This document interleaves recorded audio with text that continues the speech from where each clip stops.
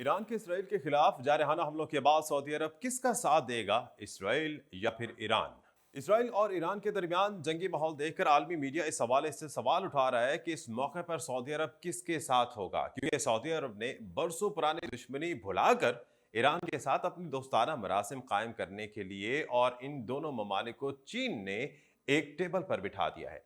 चीन के मसाहरती रवैये को देखकर आलमी मुबसरीन ये देख रहे हैं कि चीन सऊदी अरब को अमरीका के ब्लॉक से निकालने में लगा हुआ है और ईरान के करीब लाया जा रहा है। सऊदी अरब तेल के ज़खायर में माला माल मुल्क और बड़ी ताकत है, लेकिन अपनी अस्करी ज़रूरतें वो अमरीका से पूरी कराता है। लेकिन अब खित्ते में बढ़ते जंगी तनाज़ात और सऊदी अरब के मफादात को खतरात देखकर सऊदी अरब ईरान के साथ मसलकी और सियासी तनाज़ात ख़त्म करने जा रहा है, जिस पर इसराइल को गहरे तहफ़्फ़ुज़ात बढ़ जाएंगे, क्योंकि ईरान इसराइल के खिलाफ एक बड़ी जंग की पेशगोई कर चुका है, जिसमें सऊदी अरब और उर्दन, इराक, तुर्की भी इसके साथ खड़े हो जाएंगे। इसराइल को अमेरिका की मदद पहुंचने की सूरत में यह जंग तीसरी आलमी जंग में बदल जाएगी।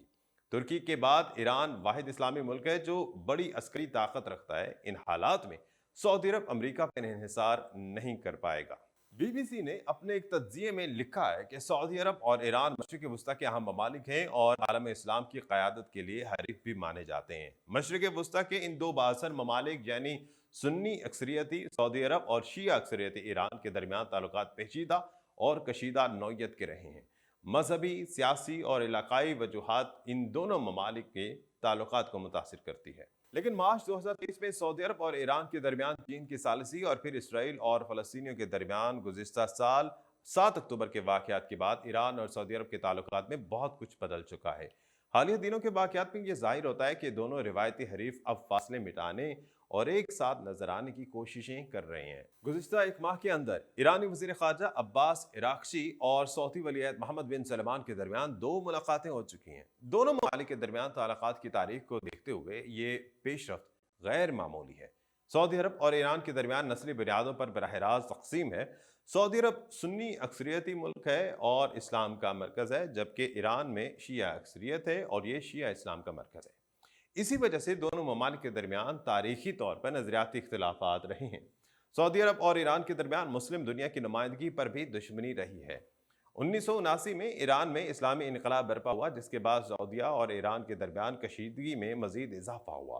ताहम तजियाकारों का ख्याल है कि ईरान और सऊदी अरब की दुश्मनी की वजह मजहबी नजरियात या फिरका वाराना तकसीम नहीं, बल्कि इलाकाई वजूहात है। बैनुल-अक़वामी अमूर के माहिर मुदस्सिर खान का कहना है कि काम ख्याल है कि इन दोनों ममालिक के दरमियान कशीदगी इसलिए है क्योंकि सऊदी अरब सुन्नी है और ईरान शिया है।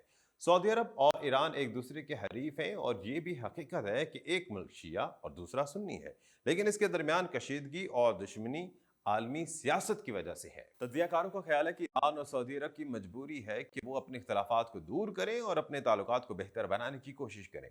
प्रोफेसर मुदस्सिर खान का कहना है कि किसी हद तक दोनों ममालिक अपने ताल्लुकात को बेहतर बनाना चाहते हैं, लेकिन अब जो पेशरफ्त हो रही है वो इस बात का बरह रास्त इशारा है कि सऊदी अरब और ईरान एक दूसरे के साथ रवाबित बढ़ाना चाहते हैं और इसकी बरह रास्त वजह मशरिक़ वस्ता में मौजूदा सूरत हाल है। उनके मुताबिक ताहम सऊदी अरब का बहुत एहतियात से आगे बढ़ना होगा, क्योंकि सऊदी अरब किसी फौजी तनाज़े में बरह रास्त मुलविस होने का खतरा मोल नहीं ले सकता।